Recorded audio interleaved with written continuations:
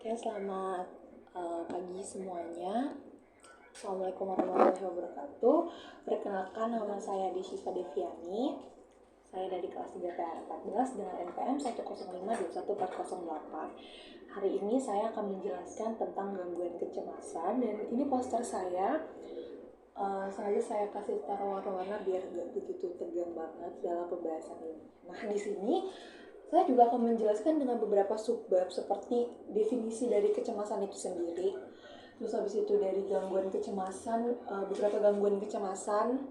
Lalu ada juga faktor umum dari kecemasan. Pasti kita semua akan penasaran gitu. Kita tuh dapet cemas tuh dari mana sih gitu. Lalu ada juga beberapa kriteria atau hal-hal seperti apa sih yang membuat kita tuh kayak menjadi cemas gitu.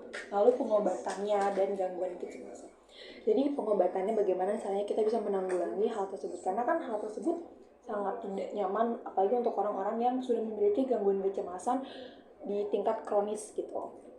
Baik, saya lanjut dari definisi tentang kecemasan. Semua orang tuh pasti pernah mengalami kecemasan, tapi kecemasan di sini itu berbeda-beda. Di sini kecemasan yang sudah parah itu minimal 6 bulan, guys. Jadi minimal sekali 6 bulan kalian merasakan kecemasan yang parah. Tapi sebenarnya apa sih kecemasan itu? Kalian pasti bertanya-tanya, karena tidak semua kecemasan itu dapat dikatakan sebagai gangguan. Nah, di sini definisi kecemasan itu adalah kekhawatiran atau masalah yang diantisipasi. Jadi kita tuh kadang sering merasa cemas karena kita tuh merasa kita tidak bisa mengantisipasi suatu masalah gitu. Nah, sedangkan kecemasan ini sering berhubungan dengan ketakutan. Nah, ketakutan itu apa sih? Sedangkan ketakutan itu adalah reaksi terhadap hal yang berbahaya. Jadi, kecemasan itu adalah hal yang dapat memicu ketakutan gitu. Jadi kadang kita merasa cemas akan sesuatu hal, lalu kita akan merasa takut. Jadi kecemasan dan ketakutan itu berbeda ya. Ketakutan sendiri itu adalah hal yang terjadi setelah kita merasa cemas. Itu kayak seperti faktornya atau situasi alamiahnya. Kalau kita cemas tuh kita tuh nanti akan merasa takut gitu. Misalnya contohnya kita cemas karena masa depan kita cemas karena kita misalnya belum dapat pekerjaan, tapi berbeda dengan kita takut akan ular, kita takut akan kegelapan, itu beda ya guys. Oke, lanjut. Di sini saya akan menjelaskan tentang diagnosis DSM-4-TR dengan diagnosis DSM-5. Di sini tuh beberapa gangguan kecemasan itu ada yang berubah, seperti fobia spesifik dan fobia sosial. Kalau fobia spesifik di gangguan kecemasan DSM-5 itu berubah menjadi atau tetap menjadi fobia spesifik. Tapi kalau fobia sosial itu berubah menjadi gangguan kecemasan sosial. Lalu apa itu gangguan kecemasan sosial? Nanti kita akan bahas ya. Lalu selanjutnya itu adalah gangguan panik dengan atau tanpa agorafobia. Lalu mereka tuh menjadi dua di DSM 5, seperti gangguan panik dan agorafobia. Lalu yang selanjutnya itu adalah gangguan kecemasan umum, tetap menjadi gangguan kecemasan umum di DSM 5. Lalu gangguan obsesif kompulsif tetap menjadi gangguan obsesif konsumtif, dan juga gangguan stres akut, gangguan stres pasca trauma, gangguan stres pasca trauma. Lalu di sini ada note-nya ya teman-teman. Gangguan kecemasan dari DSM-4 telah dibagi menjadi 3 bab di DSM-5. Gangguan kecemasan, gangguan obsesif kompulsif, dan gangguan terkait serta gangguan terkait trauma dan stres. Agorafobia telah diubah menjadi subtipe gangguan panik dengan diagnosis sendiri. Oke, kita lanjut masuk ke bagian. Nah, ini gangguan kecemasan yang dicakup gitu. Jadi ini gangguan kecemasan dan bagaimana sih sebenarnya keterangannya gitu ya, secara spesifik gitu. Di sini seperti yang kalian udah lihat beberapa gangguan kecemasan, ini kan sudah ada gangguan kecemasan beserta dengan definisinya. Tapi sebenarnya bisa dikatakan gangguan kecemasan hal tersebut tuh jika kalian tuh merasa kenapa gitu. Pertama, kekacauan pada fobia spesifik. Itu takut terhadap objek atau situasi yang tidak sebanding dengan bahaya nyata. Perubahan penting dalam DSM-5 itu kriteria durasi ditentukan untuk orang dewasa. Fobia spesifik seperti kalian takut sama ular gitu, atau kalian takut sama botol minum, bangku, dan lain-lain. Lalu yang selanjutnya adalah gangguan kecemasan sosial. Nah, keterangannya di sini itu takut pada orang asing atau pengawas sosial. Perubahannya itu namanya diubah menjadi fobia sosial. Dan kriterianya itu ditentukan untuk orang dewasa. Ya, kita kayak takut terhadap orang banyak gitu, kita merasa cemas, kok merasa diawasi kalau banyak orang banyak itu ya. Gangguan panik, kecemasan akan berulang dengan serangan panik. Lalu yang selanjutnya adalah agorafobia. Kecemasan berada di tempat mana kita akan sulit melarikan diri atau mendapatkan bantuan jika gejala kecemasan muncul. Perubahan di DSM-5, gangguan baru sebelumnya merupakan subtipe dari gangguan panik. Lalu yang terakhir, gangguan kecemasan umum, kekhawatiran yang tidak terkendali selama 6 bulan. Lalu yang berubah, kriteria ini lebih spesifik untuk anak-anak. Oke, kita masuk ke dalam beberapa gangguan kecemasan. Di sini aku udah buat di posternya beberapa gangguan kecemasan beserta dengan penjelasannya. Di sini aku akan mencoba menjelaskannya pelan-pelan ya. Oke, untuk yang pertama itu adalah fobia spesifik. Jadi sebenarnya apa sih fobia spesifik? Kita sering dengar kayak aku fobia sama ini, aku fobia sama ini. Tapi sebenarnya apa sih fobia spesifik? Kenapa fobia spesifik itu bisa menjadi suatu gangguan kecemasan? Oke, jadi fobia spesifik ini adalah ketakutan yang proporsional yang disebabkan oleh objek atau situasi tertentu. Misalnya kayak kita takut terbang, kita takut ular, kita takut ketinggian gitu. Nah, di sini aku akan menjelaskan juga atau memberikan contoh beberapa jenis fobia.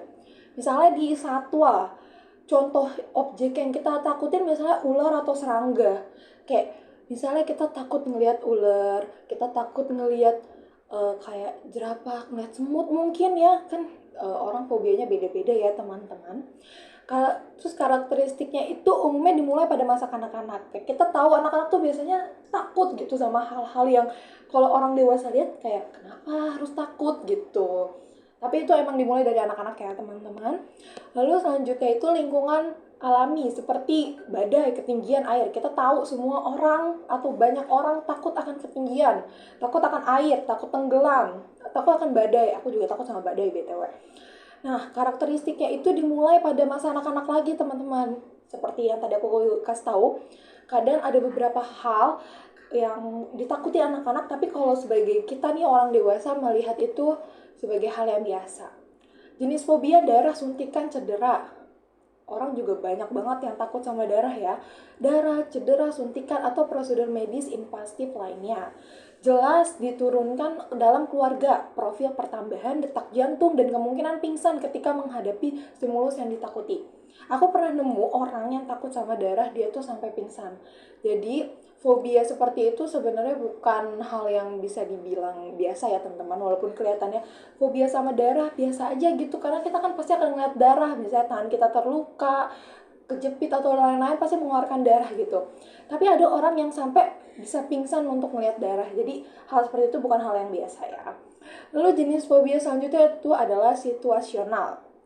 Contohnya seperti transportasi umum, terowongan, jembatan, elevator, penerbangan, mengemudi, dan ruang tertutup. Ini banyak juga ya orang yang takut naik pesawat. Kayak misalnya baru pertama kali naik pesawat, itu takut pasti kan, kayak kita dari datar terus tiba-tiba kita naik ke atas. Itu lumayan serem ya. Terus ruangan tertutup, itu juga kalau untuk orang yang punya asma mungkin bikin kita jadi nyesek gitu. Kayak jadi sesek, apalagi kan udaranya tuh jadi dikit ya kalau ruangan tertutup. Cenderung dimulai dari masa kanak-kanak atau pertengahan umur 20 tahun. Lalu yang selanjutnya lain-lainnya. Misalnya takut tersedak, takut tertular penyakit, dan lain-lain. Ketakutan anak biasanya takut akan suara yang keras, takut akan badut, takut akan ondel-ondel, dan lain-lain. Itu hal yang biasa ya teman-teman, kayak anak kecil takut badut, anak kecil takut ondel-ondel, karena mukanya serem ya mungkin. Oke lanjut, kita ke gangguan kecemasan yang kedua, yaitu adalah gangguan kecemasan sosial. Nah, siapa nih yang gangguan kecemasan sosial? Apa sih gangguan kecemasan sosial? Itu ketakutan yang terus-menerus dan tidak realistis terhadap situasional atau situasi sosial yang melibatkan pengawasan. Seperti misalnya gini contohnya ya. Kita datang ke suatu tempat dan tempatnya itu ramai banyak orang gitu. Kita diri aja gitu. Terus kita merasa cemas, kita merasa takut gitu. Kita merasa diawasi. Nah itu kita tuh langsung berpikiran kayak orang ini suka nggak sih sama kita, orang ini ngejek kita nggak sih? Padahal kalau dilihat mereka hanya menatap kita, cuma ngeliatin kita. Nah, gangguan kecemasan sosial ini umumnya dimulai pada masa remaja, tentu ya. Masa remaja tuh masa-masa dimana kita tuh mau kelihatan cantik, mau kelihatan ganteng, mau kelihatan oke di depan semua orang. Gejalanya pertama kali tuh muncul juga di masa anak-anak. Mungkin masa anak-anak yang pengen bersikap lebih terbuka atau lebih kayak oke di depan teman-temannya gitu. Nah, gangguan kecemasan sosial ini cenderung menjadi kronis kalau misalnya dia tidak dapat diobati gitu tanpa pengobatan. Lalu selanjutnya ke gangguan kecemasan, gangguan panik. Nah, panik itu apa sih? Panik itu adalah serangan ketakutan yang intens, seperti teror dan perasaan akan datangnya malapetaka. Kayak kita tuh panik, misalnya mau kayak kejatuhan bom atau tiba-tiba rumah kita mau dicuri, ada kemalingan, kita panik kan gitu. Disertai dengan setidaknya 4 gejala lain. Ingat ya, dengan 4 gejala lain. Nah, gejala fisiknya itu bisa berupa sesak nafas, lalu jantung berdebar-debar, mual, sakit perut, nyeri dada, dan juga perasaan tercekik gitu. Jadi kalau misalnya orang panik, terus kalian sering mendengar kata, aduh gue mual, atau dia tiba-tiba diem, tangannya dingin, sesak nafasnya nggak beraturan, ya itu karena itu gejala fisiknya gitu. Itu bukan suatu hal yang pura-pura ya teman-teman, jadi itu beneran terjadi di dia gitu. Nah, terus gejala fisik lainnya kayak perasaan ingin pingsan, terus berkeringat, menggigil, yang tadi seperti aku bilang ya, kayak tangannya sampai dingin, menggigil, sensasi panas, mati rasa, atau kesemutan dan juga gemeteran. Kalau gemeteran mungkin kayak itu awalnya ya, kayak kita gemeteran, terus lama-lama kita mual, terus lama-lama kita nyesek, terus lama-lama akhirnya kita bisa pingsan gitu. Itu namanya gangguan panik ya. Lalu yang selanjutnya di gangguan kecemasan agorafobia. Agorafobia ini sebagai kecemasan terhadap situasi di mana akan memalukan atau sulit untuk melarikan diri. Kayak ketika gejala muncul gitu. Jadi kayak kita tuh gampang malu gitu. Kayak di mana kita dihadapi situasi, kita tuh akan merasa malu kalau kecemasan itu muncul gitu. Jadi kecemasan itu akan muncul kalau kita merasa malu. Nah, seperti itu. Lalu yang terakhir itu adalah gangguan kecemasan umum atau GAD. Ciri utamanya itu adalah kekhawatiran. Nah, benar ya. Ciri utamanya adalah kekhawatiran. Oke, lalu kita masuk ke faktor. Faktor kecemasan. Sebenarnya apa sih yang dapat dan mempengaruhi kecemasan tersebut? Kenapa sih kita bisa cemas gitu? Apa saja sih?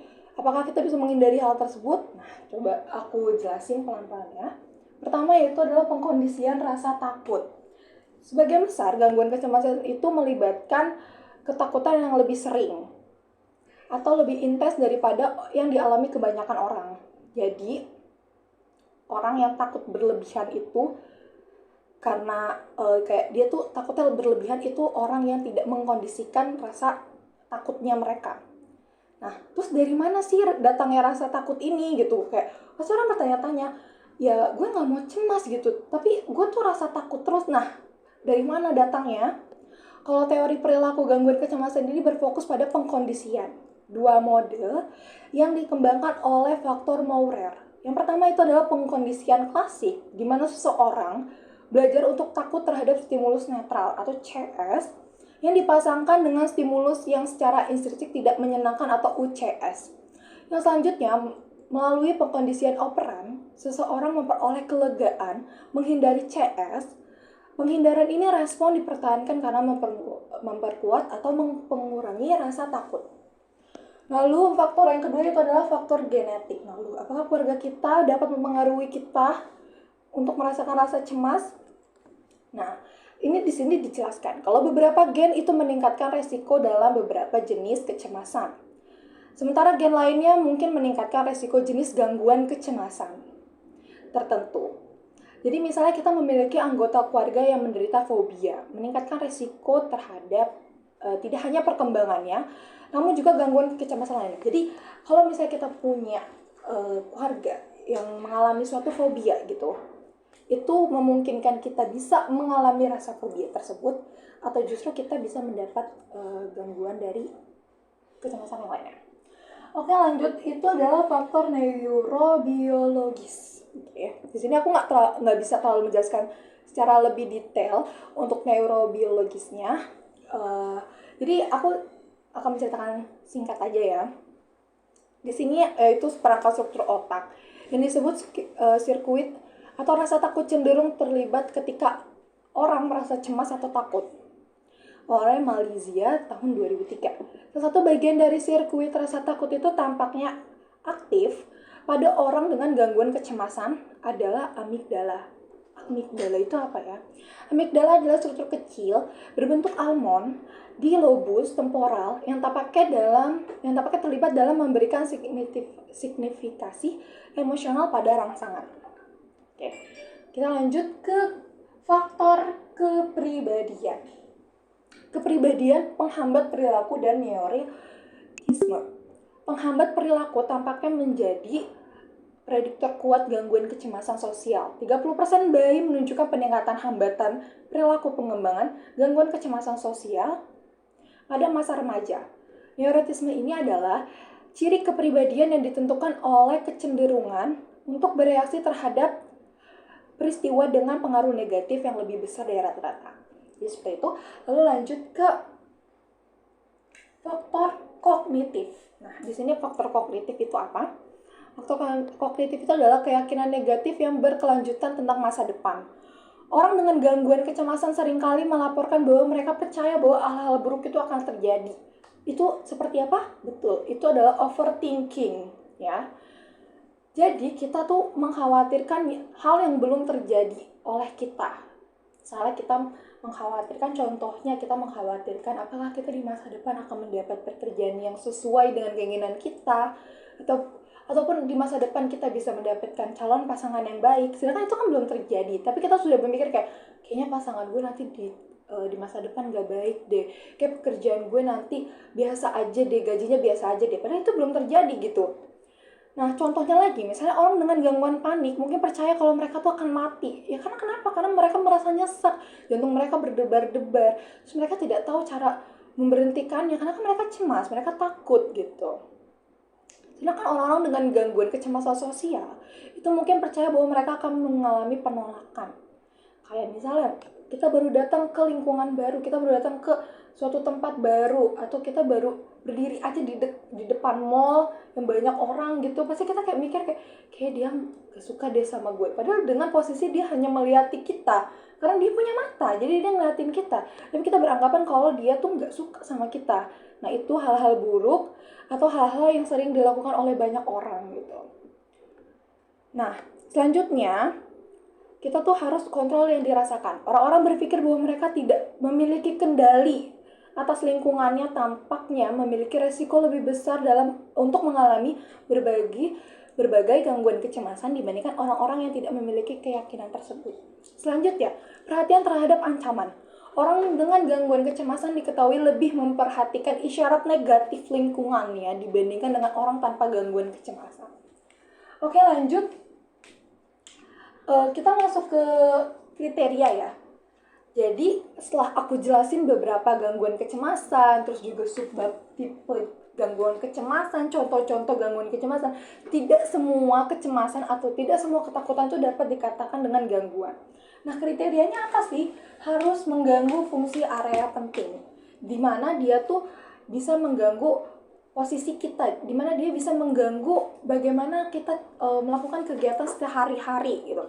Selanjutnya, tidak disebabkan oleh obat.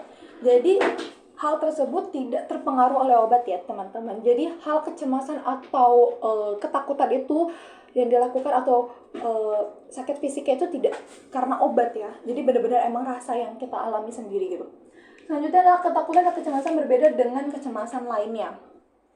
Jadi ketakutan dan kecemasan itu berbeda dengan lain-lainnya. Lalu yang selanjutnya pasti kalian juga penasaran, karena tadi aku udah jelasin juga, kalian juga udah tahu tentang gangguan-gangguan kecemasan, terus juga tentang kriterianya, faktor-faktornya. Kalian pasti penasaran juga bagaimana cara pengobatannya, bagaimana cara kecemasan ini bisa setidaknya hilang atau setidaknya bisa berkurang gitu, agar tidak mengganggu kegiatan kita sehari-hari. Di sini faktor atau pengobatan gangguan kecemasan itu ada berbagai macam. Kalau di sini aku ngejelasin tentang kesamaan dalam perawatan psikologis yang efektif untuk gangguan kecemasan memiliki fokus yang sama. Di sini aku akan jelasin lebih detail. Yang pertama, pengobatan psikologis terhadap fobia. Seperti yang aku bilang ya, fobia kan orang beda-beda. Nah, gimana cara ngebutinnya? Maksudnya gimana cara ngobatinnya gitu. Banyak jenis pengobatannya. Pemaparan yang berbeda dikembangkan untuk fobia. Untuk fobia yang melibatkan rasa takut, binatang, suntikan, atau perawatan gigi, perawatan singkat yang hanya berlangsung beberapa jam, terbukti sangat efektif. Kebanyakan orang mengalami kelegaan dari gejala fobia tersebut. Meskipun desensitasi sistematis, paparan ini lebih efektif dibandingkan desensitasi sistematis.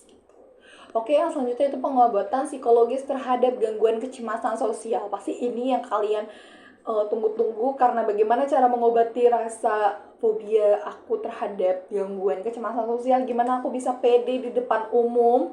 Paparan juga tampaknya merupakan pengobatan yang efektif untuk gangguan kecemasan sosial. Perawatan seperti ini seringkali dimulai ketika kita bermain peran atau berarti dengan terapis dalam kelompok terapi kecil sebelum menjalani paparan situasi sosial yang lebih umum.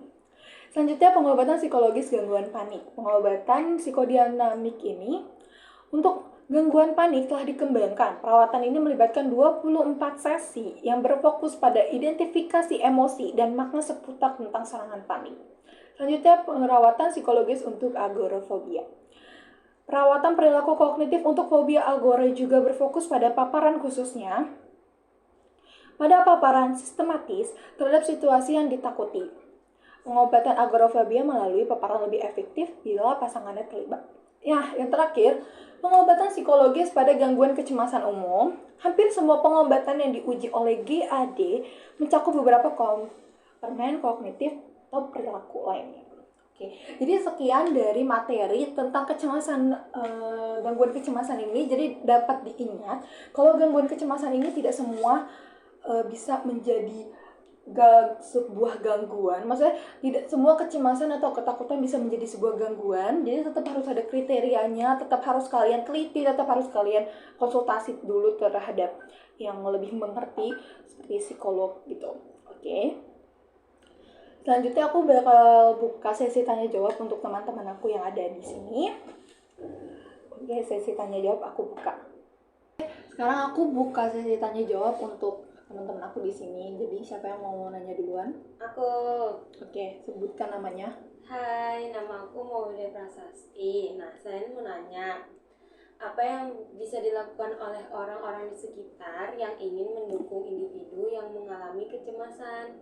Oke, kasih ya atas pertanyaannya. Jadi ini pertanyaannya aku tampung dulu biar nanti aku jawabnya lebih enak. Oke, pertanyaan kedua dari Saya mau nanya, nama saya Virginia Febrianti Gualani.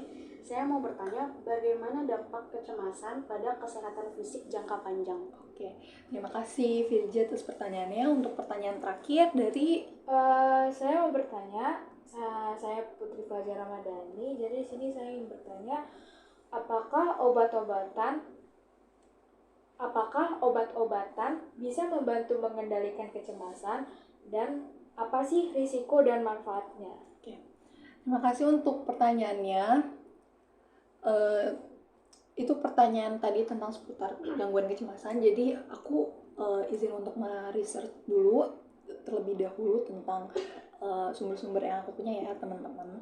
Jadi sambil aku mencari, aku nemuin satu artikel gitu dimana ada lagu yang dapat menjadi pereda kecemasan.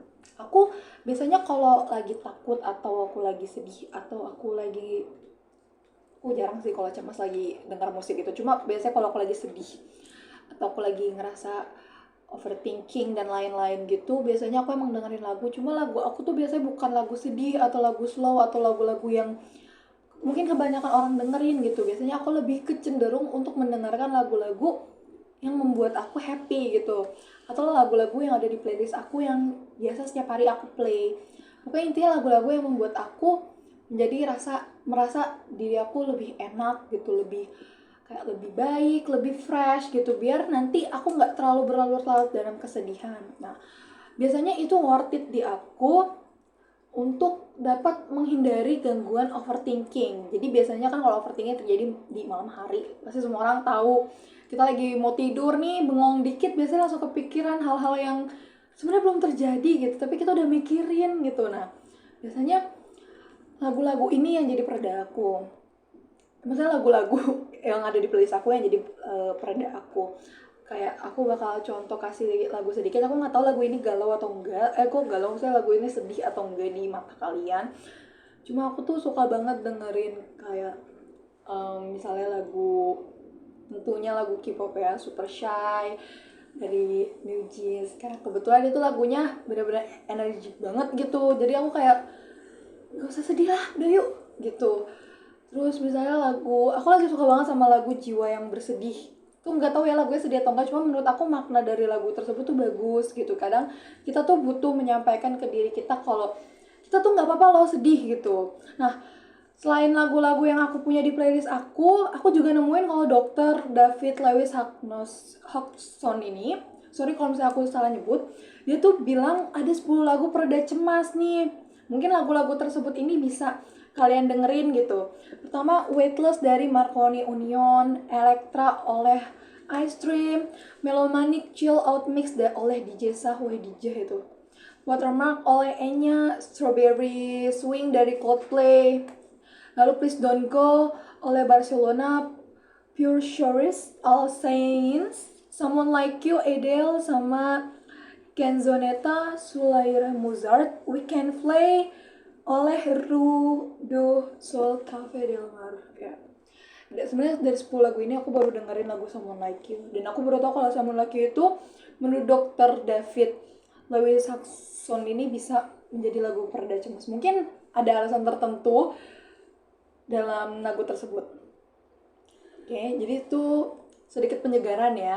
Nah, selanjutnya aku akan menjawab pertanyaan-pertanyaan dari teman-teman aku yang kebetulan ada hadir di sini untuk mendengarkan exhibition aku. Nah, aku jawabnya ini BTW ngacak, tapi aku bakal bacain soalnya lagi ya. Pertama, apakah obat-obatan bisa membantu mengendalikan kecemasan? Dan apa sih resiko dan juga manfaatnya gitu? Tentu ya, kalau obat itu ada resikonya kalau kita berlebihan dan juga ada manfaatnya. Obat-obatan seperti antidepresan atau benzodiazepin bisa digunakan untuk mengatasi kecemasan. Resiko dan manfaatnya tergantung pada kasus individu dan perlu diawasi oleh profesional kesehatan. Jadi harus digarisbawahi kalau setiap obat-obatan kayak antidepresan atau benzodiazepin itu tetap harus ada pengawasannya. Lalu selanjutnya, pertanyaan yang kedua itu apa yang bisa dilakukan oleh orang-orang di sekitar yang ingin mendukung individu yang sedang mengalami kecemasan. Kita butuh hal ini ya sebenarnya, karena kita pasti punya seorang teman atau bahkan keluarga yang sedang mengalami kecemasan, tapi kita sendiri nggak tahu nih cara kita bisa berguna di kehidupan dia tuh apa gitu, atau kita sendiri yang mengalami gangguan kecemasan gitu. Kita ingin tahu juga bagaimana sih fungsi orang atau individu di kehidupan kita gitu. Nah, orang-orang di sekitar itu dapat dengan mendukung, mendengarkan, dan tidak menghakimi, dan juga membantu individu untuk mencari bantuan profesional jika diperlukan. Memberikan dukungan emosional juga sangat penting.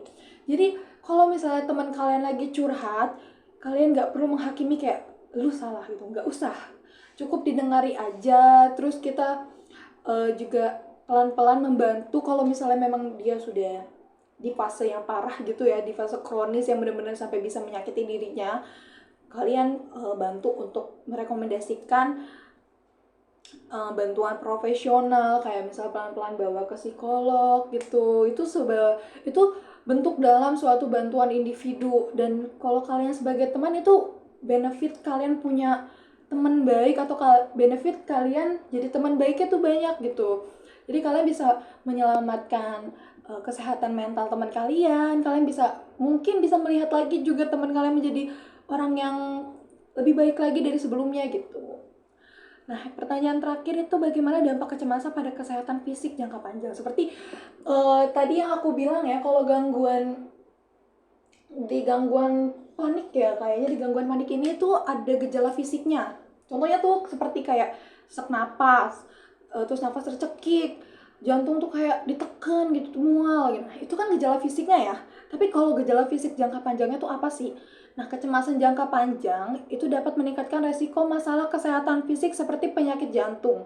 Nah, bener kan? Karena kalau kita cemas kan kita sakit jantungnya, sesak napas, mual gitu. Gangguan pencernaan, mual. Benar kan? Itu termasuk.